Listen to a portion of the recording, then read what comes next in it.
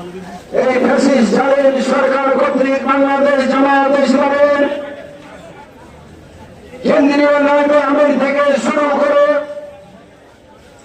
অনেক জাতীয় নেতৃবৃন্দকে অন্যায়ভাবে ফাঁসি দিয়েছিল,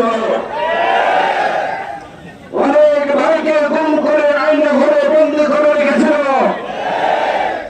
অনেককে এখনো খুঁজে পাওয়া যায় নাই। তারা চেয়েছিল আমাদেরকে পাকিস্তান পাঠিয়ে দিতে। আল্লাহর মেহেরবানি চাইতেছে আমাদের জন্য হয়েছে।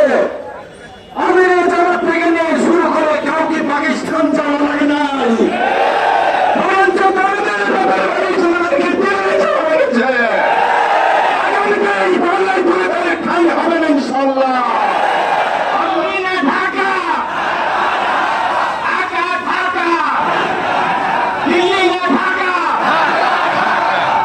অত্যন্ত গরম করছে, এই জন্য আজকে আমরা কথা লম্বা করতে চাই না। আমাদেরকে যখন যা হবে বাংলাদেশ জামাত ইসলামের পক্ষ থেকে আহ্বান করা হবে, আমরা দ্রুত গতিতে সেখানে ছুটে যাওয়ার জন্য সব সময় রেডি থাকবো ইনশাআল্লাহ। আমাদের যে নির্বাচন আসছে, এই নির্বাচনের মাধ্যমে সমস্ত দেশের শক্তির অপসারণ হবে। এখানে আল্লাহর এই জন্য আল্লাহর দেওয়া বিভিন্ন মানুষ স্বাস্থ্য হলে মানুষের দুঃখ দুর্দশা কষ্ট আর থাকবে না। বাংলাদেশ সমাজে ইসলামে এইরকম একটি কল্যাণমূলক রাষ্ট্র প্রতিষ্ঠা করার জন্য চেষ্টা করছে।